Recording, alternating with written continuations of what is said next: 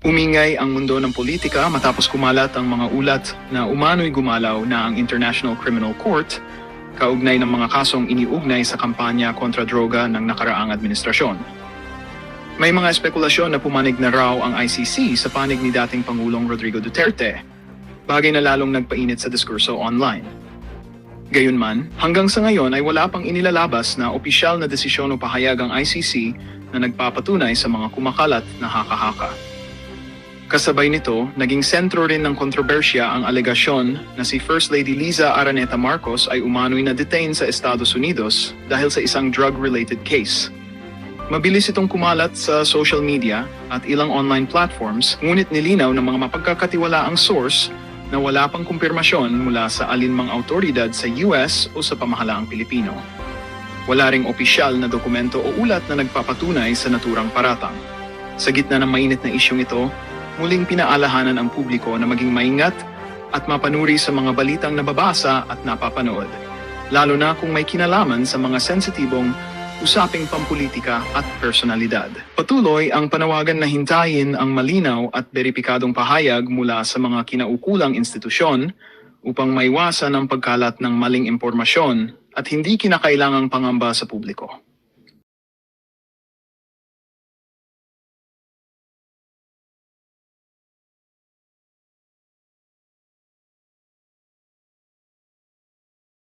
Ito naman si Atty. Rowena Gonzal, para naman laging bago dito kay Marcos Jr. Paggawa pa lang ho doon sa National Expenditure Program, trinabaho na ho nila yan. Dapat magmukhang pogi itong si Marcos Jr. at magmukhang sakim ay ang mga congressman at senador. Mantakin nyo mga kababayan, pagkatapos inanunsyo nitong si Vince Dizon na binawasan daw ng 95 billion ang NEP kumpara doon sa nagdaang budget ng DPWH. Ngayon ho mga kababayan, sa Vice Cam muli ho yung ibinalik. Mamaya ho pag-usapan natin yan dito kay Atty. Rowena Gonzalo. Budget ng DepEd, ito humatin ng mga kababayan. Ibang klase ho talaga itong mga to. Ang kakapal ng mukha. Naka-livestream na't lahat-lahat. Nagawa pa ho nila itong mga ganitong klaseng kabalbalan. Budget naman ho ng, kung ang DPWH dinagdagan, ang budget naman ho ng DepEd tinapyasan. Ibang klase talaga itong mga congressman at senador na to. Talagang hindi ho mapigilan ng kati sa kamay. Pero bago yan, isang like at isang subscribe. Masaya na ho tayo dyan. At sa mga gusto sumali sa ating community, yung join button nandyan lang ho sa baba. Porket ang ating mga kababayan hindi ganun kagagaling sa numero, talagang ganin nyo na lang kung lokohin ang ating mga kababayan. May nalalaman pa kayong livestream ng Vicecam na yan. Vicecam yan. I-scamming nyo na naman ang sambay ng Pilipino. Anong sabi nitong si Lian Legarda Libiste? Ito. Ang 961.3 billion DepEd budget na inaprubahan ng BICAM ay 31.3 billion na mas mababa sa 992.7 billion ng Senado. Palakpakan ho natin. Siyempre, alam nga naman, saan nila kukunin yung gagamitin dyan sa DPWH? Ano na ho yan 95 billion ang ilinagay dyan sa DPWH. Ibig sabihin, yung 95 billion yung idinagdag sa DPWH. Ibig sabihin, yung 31.3 billion na yan, doon ho galing yan mga kababayan. Kasi ang budget, hindi ho yan pwedeng dagdagan. Kung anong yung proposed budget, doon lamang ho sila magpapaikot-ikot, doon lamang sila magtatapyas dito, ilalagay dito, o kukuha ng konti dito, ilalagay siya. Puro, ang bagsak ko lahat ng tinatapyasan nila na yan, hindi naman ho kung saan-saan, hindi sa defense, hindi ho sa sa education, hindi ho. Ang bagsak ko lahat yan sa DPWH. Hindi na ho sila natuto. Gumagawa ba ng fiscal space para madagdagan ang DPWH budget? Tanong ho yan itong si Lian Legarda Libis. Tanungin mo mama mo. Isa sa mga bibo dyan sa BICAM kahapon. Pinanood ho natin yan mga kababayan. Pinanood ho natin yung BICAM na yan kahapon. Tinignan ho natin kung talagang yung ibang mga senador nag-aalis yan kasi si Amy Marcos, ayaw niya maniwala. Sinabi na ni Senator Dante Marcoleta, maggagaguhan lang sila dyan. Maglulukuhan lang sila dyan. Anong ginawa ni Amy? Nagpunta pa rin siya. Ano nangyari sa kanya? Maya-maya wala na siya, di na natin makita. Bakit? Bakit hindi na natin makita? Kasi naramdaman na niya, nagbobolahan sila dito. I-live stream nila, nag-opening statement si Swansing, nag-opening statement itong si Gatchalian, nagkindatan sila. Tapos ang usapan, tapos siya ng budget ng Department of Education. Napagkasunduan ng mga kababayan, nababawasan ng 31.3 billion yung aprobadong version ng Senado ng budget ng Department of Education dyan sa Vice Cam na yun. Ibang klase ang kakapal talaga ng mukha nitong mga to. Budget na depedo kasi yan eh. Ano ho yan? Ika nga yung 31 billion, malayo ho mararating yan. Hindi, ganito na lang. O sige, kung hindi ma-utilize ng Department of Education yung budget at talagang hindi nila kayang magtayo ng sandabukal na classroom, walang problema. Basta wag lang kunin, wag lang ilagay dyan sa DPWH, di ba? Okay. Pagkatapos ng taon, ibalik nyo na lang sa National Treasury. Walang problema. Hindi kami magagalit. Basta wag lang mapunta doon sa mga malitang hinahatid sa Forbes Park. Anong gusto nyo mga kababayan? Magmukhang kahit papaano inutil yung mga official dyan sa Department of Education dahil hindi nila ma-utilize yung 992.7 billion na budget na dapat na talagang dapat yan sa Department of Education. Okay lang yun eh. Basta wag lang sana nakawin. I-utilize nga yung budget ng DPWH. Mapupunta naman pala doon sa mga malitang hinahatid sa Forbes Park. Di ba? Pili ko kayo sa dalawa. Matitenga lang dyan sa Department of Education yung budget sa loob ng yung 31.3 billion sa loob ng isang taon o paghahati-hatian ng mga magnanakaw dyan sa Senado at House of Representatives at Malacanang yung pera na yan. Pili ko kayo. Ako maliwanag ang pagpili ko dyan. Okay na namatenga dyan sa Department of Education yung 31.3 billion na yan kaysa idalin sa DPWH at paghahati-hatian ng mga magnanakaw sa Malacanang at House of Representatives. Ganun lang ho kasimple yan. Dito tayo kay Atty. Rowena Gonzon. Game. Secretary Dizon ng DPWH. Nag-press con ka. Nako. Na binaba mo ng 95 billion ng NEP o budget na sinumitin ng DPWH sa House. Sa BICAM, binalik nyo rin eh. Nako. O hindi ka ba mapapress con na inakyat mo na naman ang budget ng DPWH? Tigilan nyo na yan mga senador, tigilan nyo na yan mga congressman, yung pag-i-insertion ha. Buti na lang nag-resign yan si Momo dyan sa BICAM nyo.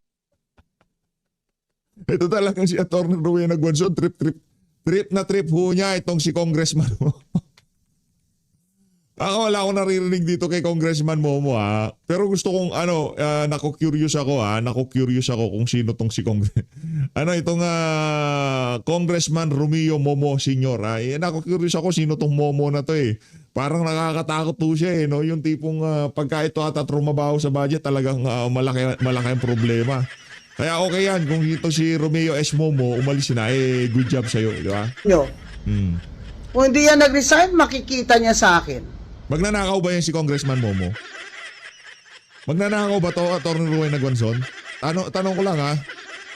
Tatanong ako kasi galit na galit tong si Atty. Gonzon. Alam mo naman, kinagagalitan yan. Mga pulburonik at saka mga magnanakaw, di ba? Magnanakaw ba tong si Momo? Binawasan nilang NEP sa DPWH ng 95 billion. Inakyat na naman sa BICAM? Ano ba yan? Yun ang problema. Attorney, sabi ko naman sa'yo, matuto ka na. Tayo mga kababayan, na yan? Orchestrated yan. Ika nga planado yung mga na yan, yung ginawa na yan ng DPWH. Siyempre, pagka di ba, mainit yung issue ng BICAM. Pagka sinabi nitong si Vincent, binabaan namin ng 95 billion yung budget ng Department of Works and Highways. Di ba? Binabaan na namin para iwas korupsyon. Press con. Lahat ng media pag-uusapan yan, 'di ba? Lahat ng media tatalakayin yan. Lahat ng talaga social media, tuloy-tuloy ang pag-i-SS yan. Vince Dizon binawasan na 95 billion. Pero pagka pinag-usapan sa Vice Cam yan, wala nang media diyan. Kung wala yang si Atty. Rowena Gonzon, wala yang si Lian Ligarda Libiste, hindi na mapag-uusapan kasi wala namang pakialam. yung mga mainstream media at yung mga social media dito, yung mga taga-Talyanist natin, hindi ho nila tatalakahin itong pinag-uusapan natin na to. Sabihin ko sa inyo mga kababayan, kahit maubos na ang pera na sambayanan, kahit nakawin na nitong mga taga-Malacanang at mga taga-House of Representative ang pera, hindi ho nila pag-uusapan yan. Bakit? Dahil bayad sila, ganun kasimple yan. Oh. Diba? Ganun lang naman ho yun. Kaya itong si Atty. Rowena Guanzon dapat tumakbo to ng pagka-senador sa 2028 eh. Talagang ika nga kung maging vice president man itong si Senator Rodante Marcoleta, meron siyang kapalit na makikipagbardago lang doon. Hindi pwedeng wala siya doon. Ikaw naman attorney, oo. Hindi naman pwedeng ika nga wala na si Rodante Marcoleta doon, vice president na, tapos di ba? Secretary Dizon, what do you take us for? Fools? O mag-press con ka rin na inakyat mo. Inakyat nila uli. O, Secretary. Yun ang mga kababayan, ang pinaka-latest yan sa mga ika nga pambubudol na ginagawa nila na yan dyan sa Vice Cam. Yan ang nga ba sinasabi ko sa inyo, wag na ho kayong basta-basta maniwala. Nung nakita nga natin, okay, sige, record natin, pakita natin sa ating mga kababayan kung ano na naman kabalbalang gagawin itong mga congressman, senador na to. Pero meron ba tayong tiwala at saka pag-asa na may sasaayos yung budget na yan? Hindi ho. Mga siraulo tumatrabaho eh. Gatchalian, anak na toka. Okay, wala na si Zaldico. Wala na itong si Amena Pangandaman. Rex Gatchalian, Tol, Brother, tapos ang usapan. Diba? Swansing, Sandro Marcos. Ano? Sagot, wala. Ganun lang ako kasimple yan. Wala na si Amena Pangandaman, wala na si Adrian Bersamin, wala na si Traiji Bolivar, wala na ho sila. Wala na si Saldico, wala na. O sinong kontak ng Malacanang dito kay Win Gatchalian? Si Rex Gatchalian, kapatid niya, DSWD Secretary. Isang tawag lang yan. One call away, ika nga. Pwede bang ganito gawin niyo sa budget ng DepEd? Pwede bang ganito ang gawin niyo sa budget ng DPWH? Sandro, Swansing, pwede bang ganitong gawin niyo? Kahit wala hong ika nga wala hong partisipasyon ng Malacanang doon. Puro kagalamay ho nila ang tumatrabaho dyan sa Vice Cam na yan. Kaya scam ang tawag natin dyan. I-scamin na naman nila ang sambayan ng Pilipino. Ito na ho, pinakamalaking ika nga scam na nangyari sa buong sa kasaysayan ng Pilipinas. Nagkaroon tayo ng anti-clear sa pamahalaan. Anti-clear, paratan mo. Po akong tumanggap ng inyong mga katanungan.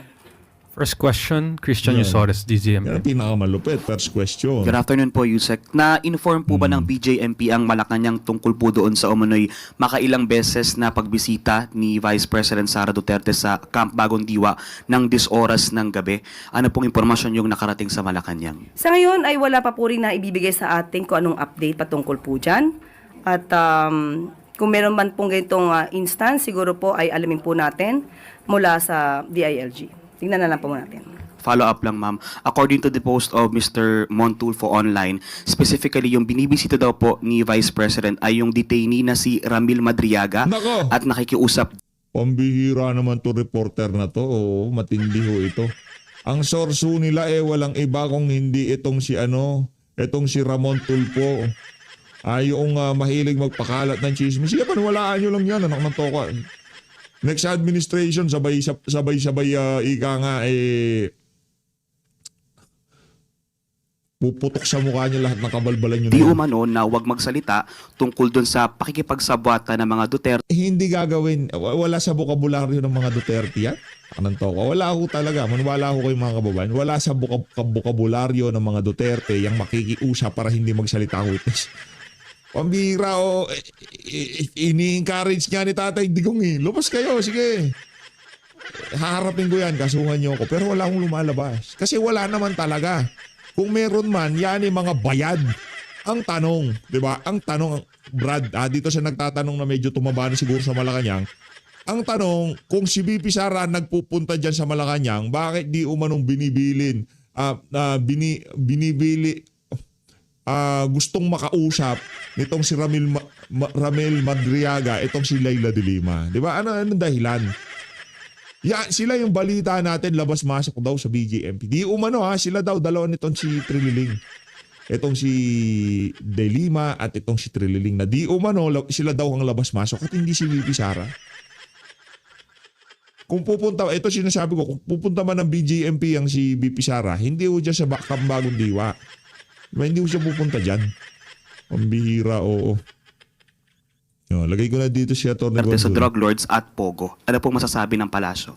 Yan. Nabasa nga po ito at nadinig na po at nakita kung ano yung naging statement ito si Ramil Madriaga na di umano ay bagman ng Vice Presidente Oo. at nagsasabi pa na mga Pogo operators at Pero kung ano yan, kay Marcos Jr. ang aligasyon, yan ho ika nga mga kasinungalingan, hindi ho dapat paniwalaan. Kita nyo naman ho kung kanino nanggaling ang ebidensya. Nanggaling ho sa isang individual na merong kasong kidnapping at kung ano-ano pa. Pero dahil kay VP Sara na di umano po, ganito ganyan. Di ba? Delivery pa lang, alam nyo na talagang malakas ang tama drug nitong lords makali ang siyang nag-finance Hmm. sa pangangampanya ng Vice Presidente. Kung ano masasabi ng palasyo dito, mas maganda po siguro na si Vice Presidente muna ang inyong tanungin at kung ito Nahiya po talaga, kanya oo. mapapasinungalingan. Oh, yeah, sabi One ko last na. na lang po, related din to the Vice President. Today, may mga nag-file po ng complaint sa Office of the Ombudsman against the Vice President. Kabilang po doon yung plunder, graft, malversation, and other charges. Kaugnay po ng issue ng confidential funds, maybe get the palace's reaction and comment. Muli, kung ito naman po ay meron silang basihan para masampahan ng kaso ang Vice Presidente, Hindi nga, immune nga siya. Ikaw, ano sa kanya dapat? Ang tawag dito, doon siya sa impeachment. Sa impeachment court lang siya matatanggal. Nakamanto ko, sasampan mo ng kaso para saan? Immune nga siya eh. Pag natanggal na siya, doon papasok ang ombudsman. depende na po yan sa mga complainants. Kung ano po ang isinasaad sa kanilang... Hindi mo ba alam? Pakawala niyo yung mga yun. Hindi mo ba alam kung anong plano nila? Ito talagang si Antigle. Diyan pa ako bilib sa kanila. Ito talaga kinabibiliban ko. Ang galing ho nila magpatay mali siya, di ba? Klase complaint, talaga, oh. kung nakapag-attach sila ng kanilang mga ebidensya, mas maganda pong maimbestigahan ito na mabuti. Next question, Katrina Domingo, ABS-CBN. Ma'am, good afternoon. Rappler came out with a report saying that PAGCOR Chairman Al Tenco Nako. won about 7.1 billion pesos in government contracts through the Nation Star Development Corporation, which he founded. How does the palace respond to comments that there may be a potential conflict of interest in this case? Sa ating pagkakaalam ay nakapagsabi na rin ang kanyang sagot or nasabi na po ni Chairman Altenco ang sagot sa issue na ito. So, doon na naman po tayo. Yun na naman po ang ating masasabi dyan. Ma'am, follow-up question lang po. How does the palace assure the public that the awarding of certain contracts to Altenco's company are quite fair and not based on Altenco's ties with or closeness with the first couple, considering na ilan po sa malalaking proyekto niya ay directly linked with the Marcos couple? First is yung West Visayas State University College of Law School where the First Lady teaches. It's pegged at around 770. Bira talaga tong si Altenco. Isa pa ho ito mga kababayan. Malaki din ang pananagutan nito sa sambayan ng Pilipino. Abang lang ho kayo. Oy Altenco ha. Lang niya ka. Ano yan? May kalalagyan kayo pagdating ng panahon. Hindi pa ngayon, syempre. Yung mga nakuha mong mga proyekto, dikit sa first family. Hindi ka talaga matatrabaho dyan Matakin nyo, kayo naman mga kababayan. Doon nagtuturo si Lisa Araneta Marcos. Nakakuha ng proyekto doon si Altenco. Kahit ayaw ho natin mag-isip ng masama, anak ng tokwa, napapaisip po tayo. Ang tanong, magkano ang SOP dyan? Ang tanong, di ko sinabing meron, ang tanong, magkano ang SOP dyan? Diba?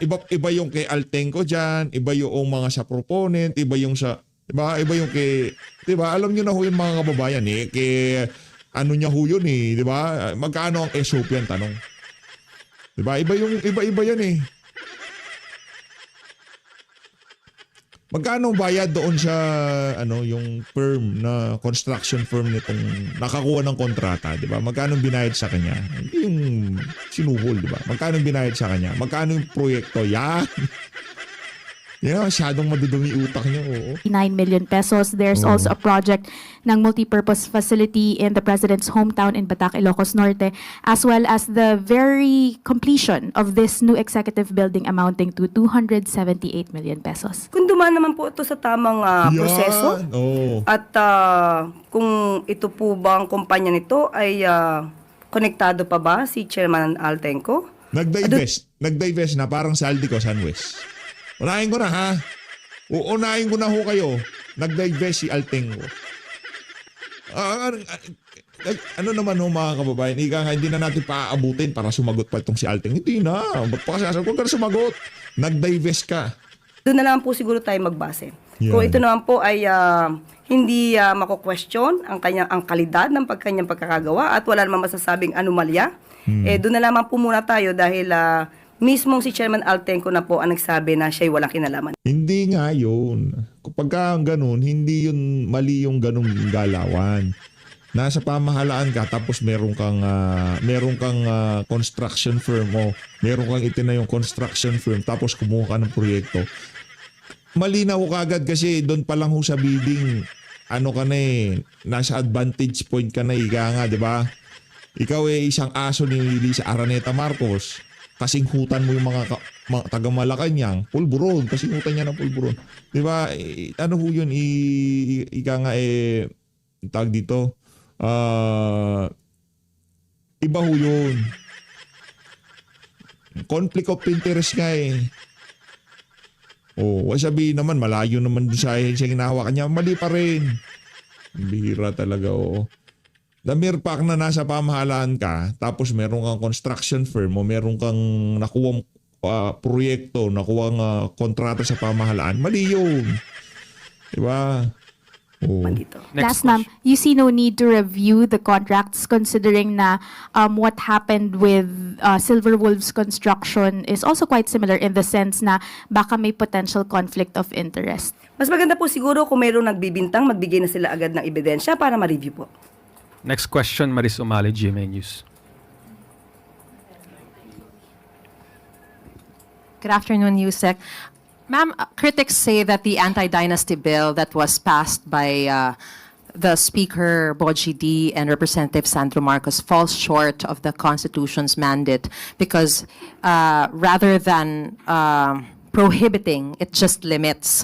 So how does the President respond to these concerns that this version may actually legitimize and not curb political dynasties? Kaya nga po hindi dapat minamadali ang pagsasagawa ng Ito naman si ate, ano yan? Kayo sa media, alam nyo yan. Na diversion lamang yan. Panglihis lamang sa usapan. dapat inaaral. Tamang pagdidebate, tamang pagbibigayan ng kanilang mga suggestion, opinion at saloobin ay dapat nadidinig, hindi minamadali. At sa ating pagkakaalam, kahit ang Senado ay may ibang version. Sa House ay up to 4th civil degree, sa Senado ay up to 2nd civil degree. So mas maganda po na maayos ito, hindi dapat madaliin, para pag ito ay naipasa, walang loopholes, walang gray area.